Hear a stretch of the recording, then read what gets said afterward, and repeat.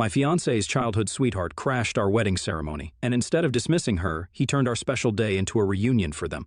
Hi, so I was supposed to get married last month, but that ended up not happening because my ex-fiancé, Scott, is an idiot. And now he's driving me crazy because his parents want to buy me a house to compensate for his idiotic behavior, and he thinks I shouldn't accept it. I don't understand what to do now. For context, Scott and I are both 25. We met in college and have been together since graduation. He didn't ask me out before, even though we had a back-and-forth flirtation thing going on ever since we became friends in our second semester. However, after we graduated, he finally worked up the courage to ask me out, and I said yes. After dating for a couple of years, he proposed to me last year, and I said yes. He and I have had a perfect relationship, and I didn't think anything could possibly go wrong, but man, was I wrong. Before me, Scott had been with only one other woman, and that was his childhood sweetheart, let's call her Caroline. I had never personally met her, but I had seen a couple of photos of her from high school yearbooks. They had been voted best couple when they graduated, and it made sense because they had been together since middle school. He never spoke about her, but I did get to know from a couple of his friends that they had been inseparable while they were growing up. They had been best friends when they were in elementary school, which turned into a relationship by middle school, and by the time they were in high school, they were actually planning to get married. Unfortunately, it didn't work for them because Caroline's father wanted her to go to business school in New York, which was really far away.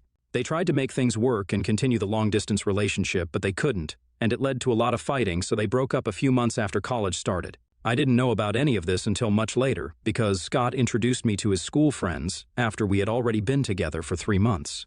I did find it weird that he hadn't mentioned anything about Caroline when we first started dating, because it felt like a pretty significant thing to skip telling me since they had been together for so long and even had plans to get married after college. Also, the fact that they had broken up in the first year of college, and by then, Scott and I were already friends and did have a bit of a cute little flirtatious thing going on. I had no idea he was struggling with a breakup at the time. Even after we started dating, he didn't tell me anything about Caroline, and since he had deleted all photos of her from his social media, I couldn't find out about her myself either while I was stalking him before we started dating. I don't think his school friends would have mentioned Caroline either, but one of them slipped up. The day I learned about her had also been the day of our first big fight as a couple, so I remember it quite clearly. Obviously, it had been his birthday, and he had invited all his school friends over so he could introduce me to them and we could have dinner together. I had already met his family, and since we were in college together, I knew that group of friends as well. These were the only people who didn't know me, so we hosted a special dinner on the day of his birthday for them to get to know me. But it was actually I who got to know Scott better that day. While we had been talking after dinner, Scott left the room to attend a call from a relative, since his friends were making a lot of noise to mess with him like guys do. Once he was outside, one of his friends mentioned that he was pleased to see that he and I were so happy together because he genuinely hadn't expected Scott to ever be able to move on from Caroline. I had been caught off guard when he said that because, at the time, I had no idea who she was, and they realized that immediately after I made a face and asked who that was. They tried to brush it off, but the cat was already out of the bag, and I pushed them to tell me who they had been talking about, so they were forced to tell me about Caroline and her history with Scott. They probably knew that they had messed up and tried to cover it up by making it seem like no big deal. But as soon as I heard that Caroline and Scott had been together since middle school and had plans to go to college together, I knew that this was a big deal, and I had to confront Scott about it after his friends left. Everyone had sobered up by the time Scott came back to the room and cleared out quickly afterward. Once everyone was gone, I decided to bring Caroline up and ask Scott why this was the first that I heard about her, because it seemed to me like he was trying to cover up a very important part of his life and hide it from me. I could tell at the time that he was very uncomfortable talking about this, because he kept saying that it was no big deal and tried to downplay the significance of that relationship. He tried to convince me that Caroline had meant nothing to him and that it had just been a stupid high school relationship, which he had completely moved on from. But I didn't buy it because I was hurt that he hadn't told me anything about this woman. I insisted that he tell me everything because it was important for me to know, but he didn't think that Caroline had anything to do with our relationship and refused to talk about her. When I kept pushing him, he snapped at me and told me to mind my own business. So that led to our first big fight, and I ended up spending the night at a friend's place because he had been simply horrible that day. He had told me that it wasn't his job to make me feel less insecure, especially when it came to a past relationship that he didn't even want to discuss. He completely glossed over the fact that he had kept this a secret from me for no real reason and made it all about me and my issues, saying that I was getting insecure over a past relationship from high school, and it showed that I had a lack of trust in this relationship, so it was insulting to him. He somehow convinced me that I was getting upset for no reason and that the only reason he hadn't told me about Caroline was because he knew that I would react exactly the way that I did and get upset because he had been with her for a long time, but I would refuse to believe him if he said that it didn't mean anything to him anymore and kept feeling jealous and insecure about her. He played it quite cleverly, and a few days after the fight, I started to think that I had probably made a bigger deal out of it than was necessary and blown it all out of proportion.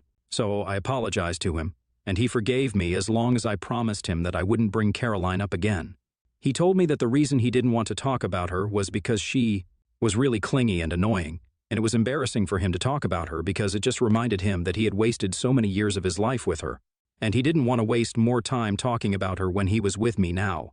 So I promised him that I wouldn't bring her up again, and we decided to move on from that fight. I did meet his school friends several times after that, and Caroline only ever came up once because I guess he had probably instructed them all not to talk about her around me ever again. The last time that I heard about her was just a couple of weeks after the fight, and I had run into the friend who had mentioned Caroline the first time that we met at the grocery store. He told me that Scott had told him about the fight that we had, and he felt like he needed to apologize for it because it wasn't his place to say anything about his relationships, past or present, and he felt bad for causing a fight between us. He told me that I had nothing to worry about, especially if it was about Caroline, irrespective of the length of their relationship. He had never seen Scott as happy with her as he had been with me. He probably said it in order to do damage control, but I bought it. And it made me feel really happy because this meant that whatever Scott had said about him having completely moved on from Caroline was true, and the reason he was so secretive when it came to her was actually because of what he had stated, and not because he was still in love with her or whatever. And now that was pretty much the last time anybody ever brought Caroline up. His family knew better than to talk about her around me, and his friends had learned their lesson, so I never heard about her again. And a few months later, I had forgotten about that episode entirely. We went on with our lives afterward, and things were simply great between us. We did have a few ups and downs like every other couple, but it was nothing out of the ordinary, and I didn't have any second thoughts about marrying him. But I guess I should have, because our marriage ended up not taking place because of Caroline, ironically. So I guess I should have taken her more seriously instead of being overly confident in the strength of our relationship. Things had been great even up until the morning of the wedding, and Scott had been as happy as I had ever seen him. There was literally no way that I or anyone could have predicted what was about to happen. I had even walked down the aisle, and he was about to say his vows when my bride's worst nightmare happened. Caroline came running through the entrance and demanded that we stop the ceremony and that she couldn't let this take place, especially when she knew that Scott was her soulmate. I knew what Caroline looked like. I had seen her before in the yearbook photos, and I had wished that I would never have to see her in real life because I couldn't imagine any happy circumstances that would lead to us meeting. I was in shock, and I froze up there at the altar, as did Scott and everyone else who was present there. We didn't have any security measures in place because this was supposed to be a really private and intimate ceremony, and there were really not many guests who knew about this anyway. So hiring a security team didn't seem like a priority. We were also having this ceremony on Scott's uncle's property, which wasn't open to the public, and most people didn't know about it. I regretted all of that later once I realized that the wedding wasn't going to happen. But while I was standing there at the altar waiting for someone to say something, the only thing that I could think of was that Scott was obviously going to kick her out, and he wouldn't entertain this because, in the past, he had made it very clear that he didn't like her. So you guys can probably imagine how horrified I was when, instead of telling her to get out, Scott actually started talking to her about how she had managed to find us because we hadn't exactly publicized the details of our wedding. He seemed to have forgotten about the vows altogether, and was just having a conversation with her while everybody looked confused. The two of them completely ignored me, and she started confessing her love to him at our wedding. She told him that she found out about the wedding because she had still been in touch with a couple of his friends from school, and they had just casually mentioned it a couple of weeks ago. She told Scott that she hadn't ever stopped loving him, but she didn't come back all those years because their breakup had been really bitter, and she had been waiting for him to come around. When she heard that he had started dating me, she thought she was going to give up on him, but after she learned that we were about to get married, she realized that she couldn't let this happen because then she would regret it for the rest of her life. The only reason she had even been late to the ceremony was because of the traffic, and she had actually intended on reaching about an hour before the ceremony was about to begin and talk to him in person. But that hadn't been possible, and so she had to interrupt the wedding after it had already started.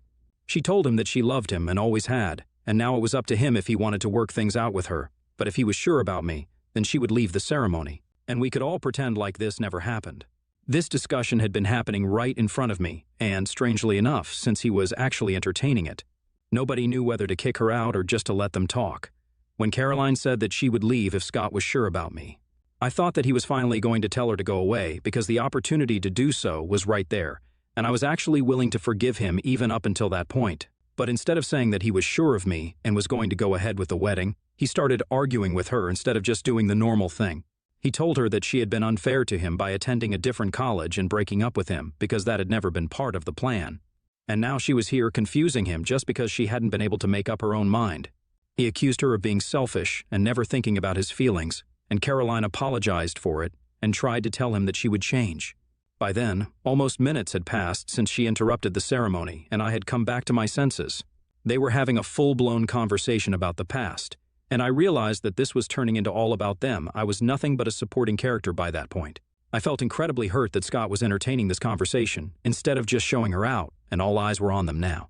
Even my parents and my bridesmaids were frozen in their spots because they didn't know what to do, and I can't even blame them for it because everything that was happening was just so strange. I couldn't take it anymore, so I decided to walk away instead, because it had become increasingly clear to me that no matter what Scott said, he still did have some feelings for Caroline and had been playing me like a fool all along. Even as I started walking away from the altar, he didn't try to stop me and only said that he would get back to me when he had dealt with the situation at hand and that I could go wait in my hotel room until he had sorted things out here. Once I was inside my room, I completely broke down because it was insane to me that instead of kicking her out of the venue, Scott was actually trying to talk to her and make it all worse than it already was. My wedding day was supposed to be the happiest day of my life, but because of Scott and Caroline, it turned into a complete nightmare, something straight out of a badly made rom-com. And as it turns out, I was not the leading character here. I was the idiot who gets dumped on her wedding day because the guy is still in love with his ex, but I had been too blind and stupid to realize it earlier. While I was having a breakdown in my room, my parents and my bridesmaids came by a little later, maybe minutes after I left, and told me that they had left the venue because Scott and Caroline were still talking and had excused themselves to have a private conversation before they returned to the ceremony. I couldn't believe it and started crying again because at that point there was just no hope, and I knew that I wasn't going to get married that day. My parents told me that they had told all the guests from our side of the family to go home and then came up to my room because they didn't think that the wedding was going to happen. They suggested that they take me home with them because this was quite insulting for everyone, and I said yes to that. So instead of waiting for Scott to be done with his conversation with Caroline and finally come to talk to me, I decided to go back home with my parents. My bridesmaids very graciously offered to take care of the situation with the guests so that I could deal with this on my own. And within an hour, I had packed up my things and was heading back home with my parents. I kept crying throughout the car ride while my mother tried to comfort me, but even then, some small part of me was hoping that maybe Scott would call me and ask me to come back, or he would beg me for forgiveness. And then we could still get married, because I refused to believe that this was happening to me right now. However, he didn't try to reach out to me until the evening, and that was only to explain to me that he had decided not to get married or to get back with Caroline because he felt like neither of those options were suitable for him right now, and he needed to be alone for a while so he could sort out how he felt about both of us inside his own head before he came to a conclusion. So all of that had been for nothing. Eventually, in the text, he told me that he had been talking to Caroline for a really long time, and they discussed everything that had been left unsaid during their breakup. In doing so, he realized that maybe he hadn't completely moved on from her, which is why it had been so difficult for him to talk about her, but now he couldn't run away from his feelings anymore. And he didn't think that it was fair to me, so he was breaking things off with both of us, until he was clear about what he felt. He mentioned that his parents were going to take care of all the expenses, so I didn't have to worry about any of it. And then he said that he was terribly sorry for whatever had happened, and for ruining what was supposed to be a beautiful day. He said he hoped that I could forgive him someday, but until then, he felt that we should take some time apart. When I read that text, I swear I started crying so hard that I almost threw up because I was devastated. I actually felt physically ill for the next couple of days and couldn't even go back to my house, so I had to stay with my parents while they nursed me back to health. Scott's parents handled everything, and were actually pretty nice to me because they reached out to me a few days after the day of the wedding and apologized to me for what their son had done. They told me that they were really ashamed of everything that had happened and were willing to do whatever it took to make it up to me, but I couldn't ask anything of them because this wasn't their fault. They were really decent people, and Scott's behavior was all about him. They had nothing to do with that. So that was it, and once the wedding vendors had been paid off, I decided to take a break and just sort of process everything that happened, because it's not every day that you spend months planning a wedding with the man that you love only to have it ruined by his ex-girlfriend. I can joke about it now because it's been almost a month, and I've been talking about this in therapy and trying to work out my feelings, but it still hurts. I have no idea what Scott had been up to, because I had deactivated all my socials and blocked him from everywhere after I had replied to his text and told him that I was making it easier for him to decide between me and Caroline by removing myself from the equation, and now he didn't have to choose anymore. After sending that message, I blocked him, and he didn't try to reach out to me after that. However, a few weeks ago, his parents paid me a visit and told me that they had come into a lot of money because his dad had just been made a CEO, and that came with a significant pay raise. So now they wanted to buy me a place of my own, which they had been planning to do anyway. It was originally supposed to be a wedding gift for me and Scott, but now it was going to be a gift to me to make up for whatever had happened. I have been living with my parents ever since the day of the wedding because the house that I used to live in earlier was one that Scott and I had leased out together, and I was afraid that if I went back, then I would run into him, and I didn't want that. My bridesmaids had been the ones to pack all my things and bring them back home for me a week after the day of the wedding, and they had told me that the house had been completely empty when they showed up there. So they knew that Scott hadn't been around and had left with his things before me. I had spoken to the landlord, and he had also confirmed that Scott had backed out of the arrangement, and now I was his only tenant. So I told him about whatever had happened and said that I wouldn't be coming back because it was just really difficult for me to return to our home, and I couldn't move back for practical reasons as well. The rent would be too high for me to pay by myself. So right now, I have nowhere else to go, and I also know that I can't live with my parents indefinitely, and if his parents were nice enough to offer, then I don't see any reason for me to reject it. But Scott found out about this somehow and has since started hounding me from different phone numbers to try and pressure me into rejecting them, because he is apparently homeless now and has been living in his car for the past few weeks. He believes that he is entitled to the house and that I should tell his parents no, so they approach him instead. He hasn't explained anything to me, like how he ended up homeless and living in his car, or why he isn't on speaking terms with his parents anymore, and claims that it's none of my business. But he keeps saying that I can't accept the offer because he needs a house more than me right now, and it would be really selfish of me to say yes. I really want a place of my own, and I don't think that there is anything wrong with me accepting his parents' offer. Would I be the a-hole if I let my ex-fiancé's parents buy me a house while he's homeless? Update 1. Okay. So I told Scott that I wasn't going to give him the benefit of the doubt unless he told me the truth about how he ended up homeless, and he finally confessed to me that after the day of the wedding, he decided to resign from his job and go off for some soul-searching. He didn't even wait for the 2 weeks and just took off. He ended up spending a week in the Japanese islands and blew through a lot of money. He didn't keep in touch with anyone for that 1 week, not even his parents.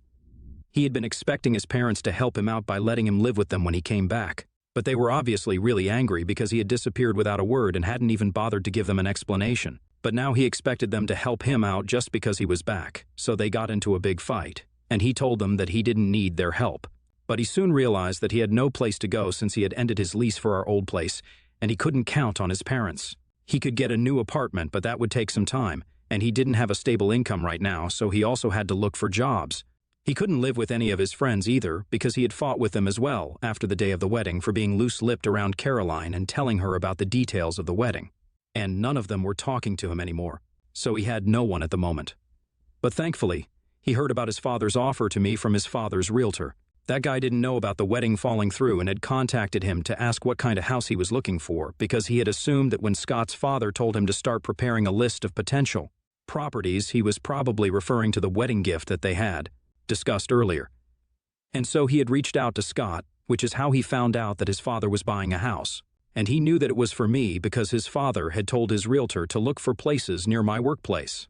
It was actually quite impressive because it must have taken him a lot of detective work to come to that conclusion. But now that I knew the truth and all my questions had been answered, I had no use for him anymore. So I disconnected the call once he was talking and blocked that number as well.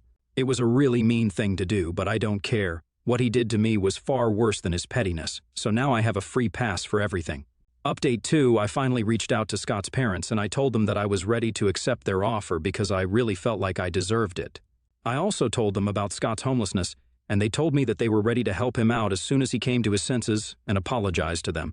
But if he couldn't own up to his mistakes, then there's not much that they can do for him, and I agreed with them. It's about time that he learns to clean up his own messes. He has been trying to contact me ever since I hung up on him the last time, but but that door is closed now. I hope he realizes that and stops wasting his own time because it's pretty embarrassing. Update 3. Hi, it's been a couple of weeks since the last update, and I have officially moved into my new house. Scott's parents and my parents were a great help, and I recently even hosted a housewarming party where everyone was invited, including my guests from the wedding, because I wanted everyone to have a nice time since they had all been really gracious and helpful in the aftermath of the wedding fiasco. Everyone congratulated me because I seemed to be doing a lot better than the last time they saw me, and I really am. I feel a lot better now. Now, as for Scott, I don't really know what he's up to.